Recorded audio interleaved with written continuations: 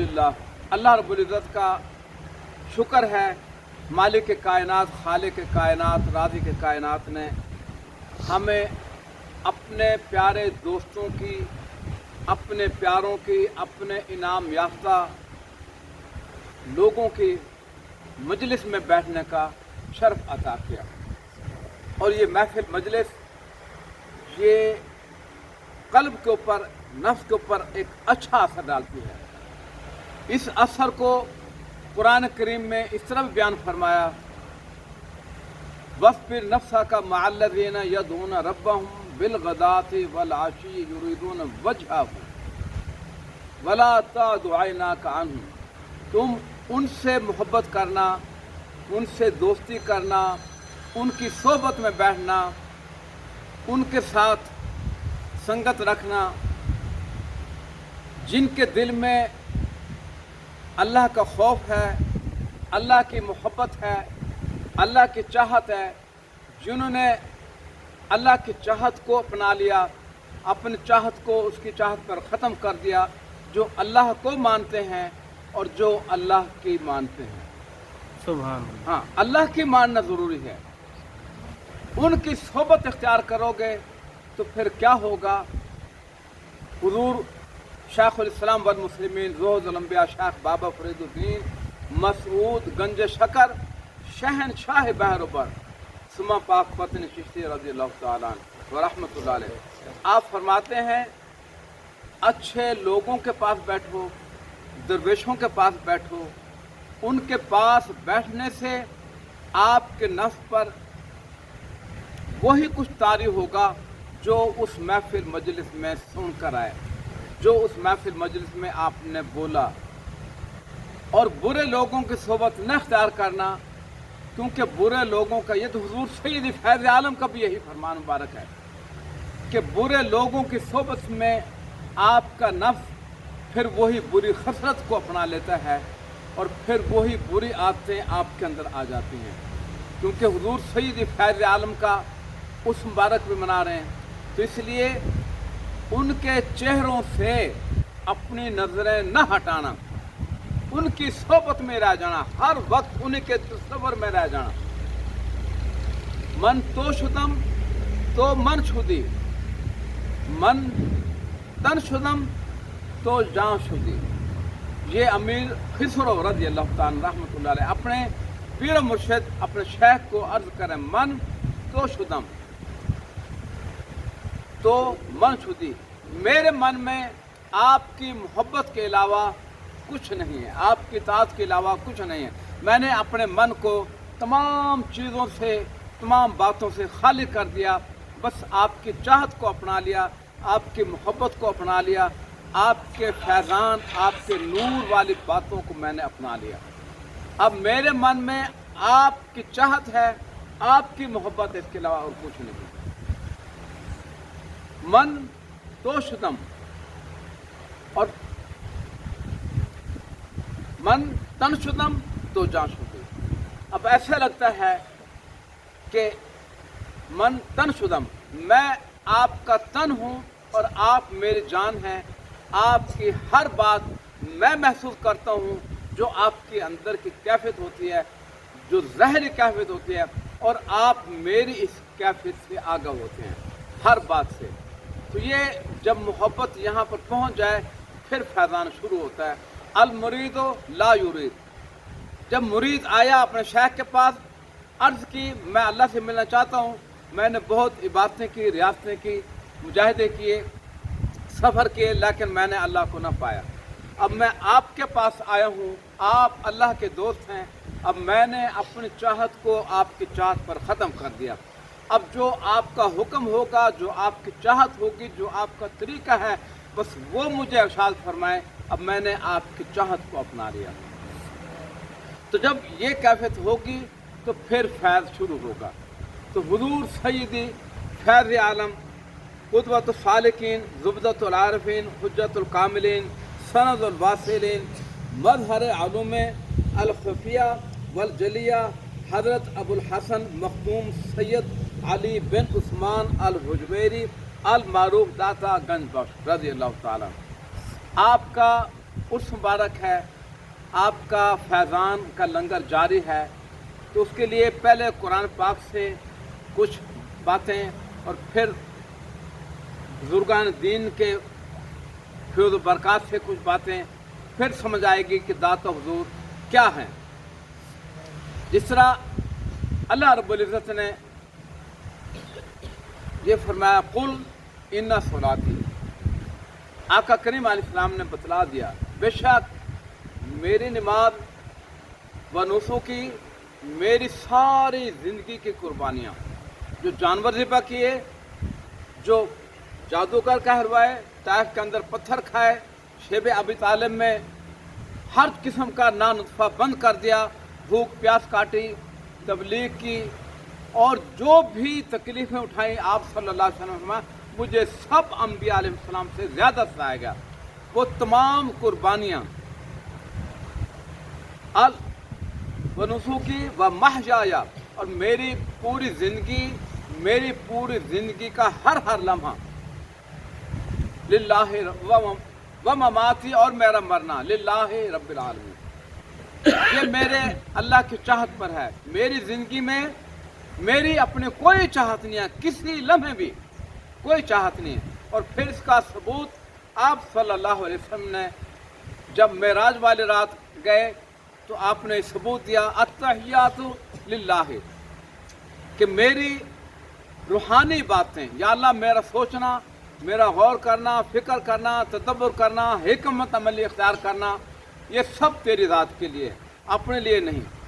वस्सलवातु, और मेरी बदनी इबादत तेरे लिए है, वत्तय्यिबातु, और मेरी तमाम माली जितना भी जो कुछ मैंने खर्च किया, इबादतें ये भी तेरे लिए हैं। अब ये जब इस तरह होंगी तो फिर ऊपर से इनाम शुरू होंगे।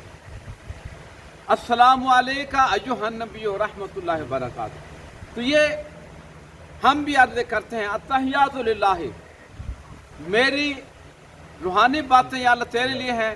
मेरा नफ्स पहले तो मलामत करता है कि तेरी सोच फिक्र तो है कल के लिए, परसों के लिए, औलाद के लिए, 100 साल के लिए, मैं ये करूँगा, मैं ये करूँगा, मैं ये पढ़ूँगा, ये पढ़ाऊँगा, इस तरह तेरी वो तो नहीं है। वस्सलवातु, मेरी बदनी बातें तेरे लिए। नफ्स कहता है नहीं, और ये दिखावा जो किया ये क्या था, रियाकारी जो की ये क्या था, लंबी नमाजें, लंबी तस्बीहां, लंबे सजदे, ये किस बात की अलामत थी? अपने रब के लिए तो नहीं कि वो भी मुझे देख ले, वो भी मुझे देख ले, तो रब के लिए नहीं है, तो उनके लिए बात वो है जो उनकी इबादत है।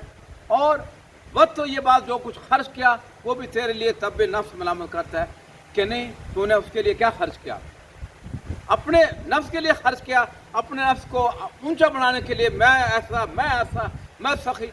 तो हमें तो पहले हमारा नफ्स ही मुतमईन नहीं होता, वही मलामत करता है।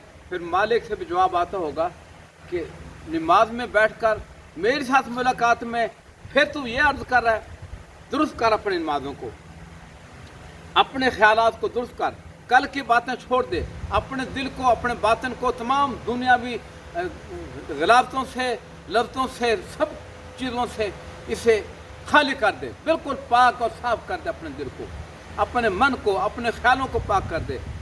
तो ये अल्लाह रब्बुल इज़्ज़त ने हमें तो ये ज़रूर जवाब आता होगा जबकि आका करीम अलैहिस्सलाम ने प्रैक्टिकल ये किया। जब ऐसा करेंगे उसके लिए होगा तो फिर हमारी हर इबादत, हमारा देखना, बोलना, समझना, बैठना, सोना, जागना, तबलीग करना फिर रब के लिए है, फिर हर बात मंजूर है, फिर हर बात आपकी अल्लाह रब्बुल इज़्ज़त के यहाँ लिखी जाएगी। तो हमारा भी ऐसा ही हो जाए। तो ये आप सल्लल्लाहु अलैहि वसल्लम का तरीका और फिर अल्लाह के तमाम दोस्तों का यही तरीका है, उन्होंने अपने मन को, अपने बातन को पाक किया। तो इसलिए अल्लाह रब्बुल इज़्ज़त ने सूरत हदीद में आयत नंबर 19 में वल्लज़ीना आमनू, जो ईमान लाए, बिल्लाहि, अल्लाह पर, व रसूलिही, उसके रसूल पर, उलाइका हुमुस सिद्दीक़ून, वही सच्चे हैं, वही सच्चे हैं। आप तो सिर्फ मुख्तसर माना कर रहे हैं, अल्लाह पाक फरमा रहा वही सच्चे हैं, सिद्दीकों में हैं, वशुहदा,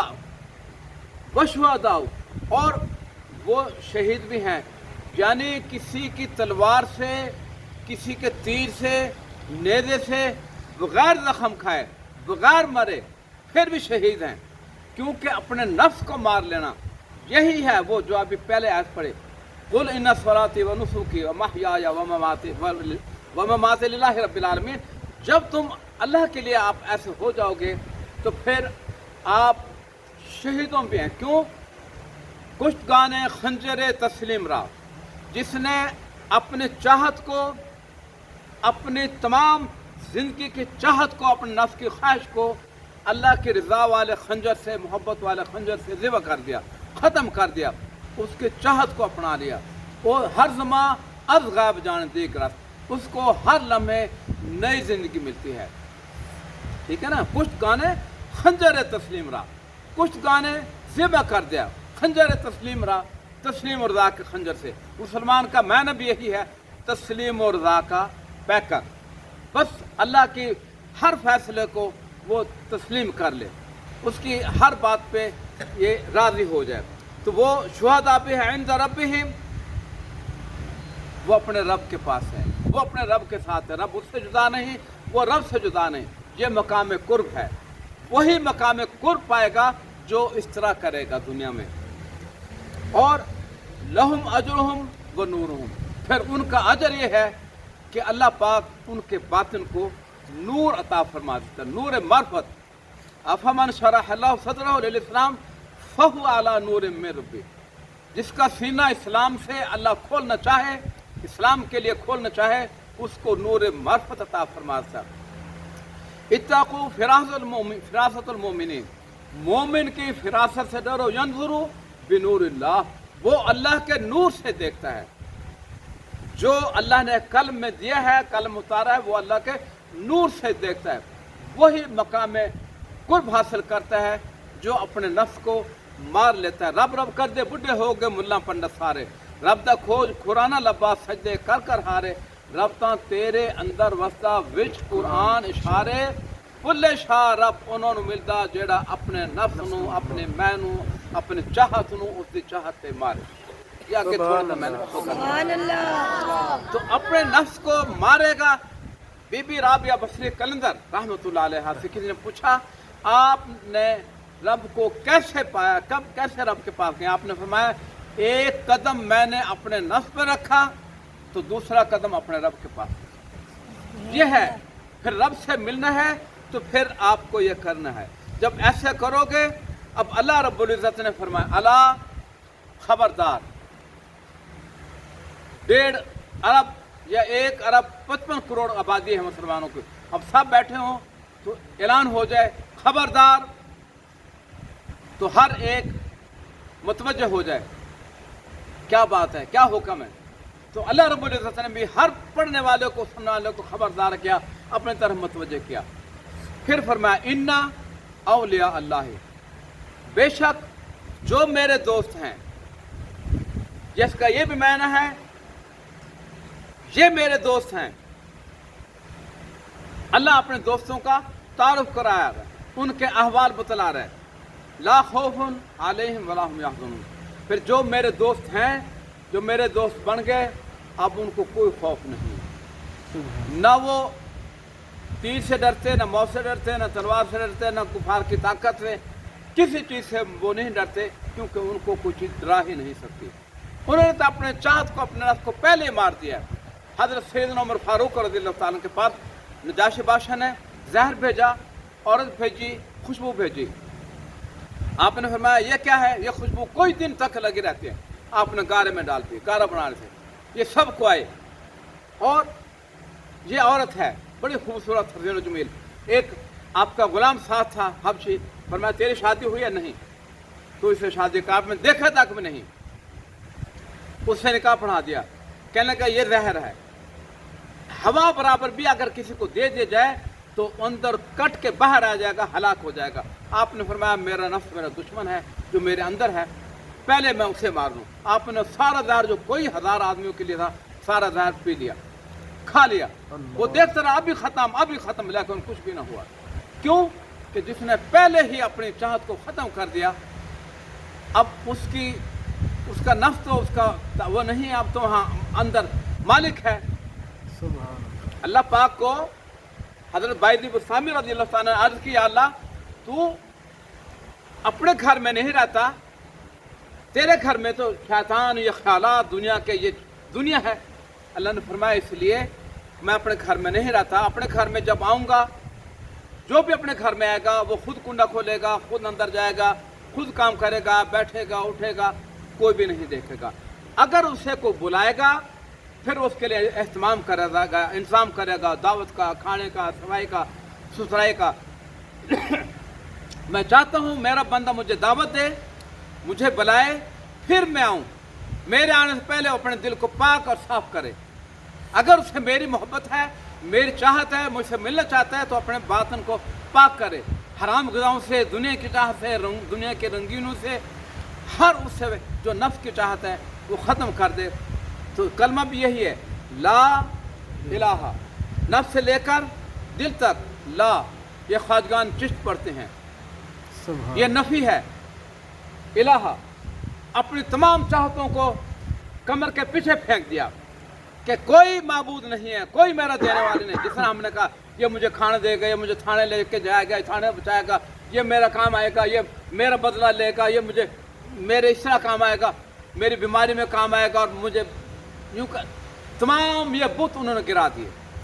تمام یہ بت پرستی ہے نا، اگر وہ نہ چاہے وما ہم بضارین بہ من احد، کوئی ایک چیز بھی تکلیف دے نہیں سکتی، نہ کوئی بجلی، نہ کوئی ایٹم بم، نہ کوئی زہر، نہ کوئی کچھ بھی نہیں دے سکتے، کیونکہ کھا لیا نا حضرت عمر فاروق نے زہر تو کچھ نہیں ہوا، کچھ نہیں، الا باذن اللہ، جب تک اللہ کا حکم نہ ہو۔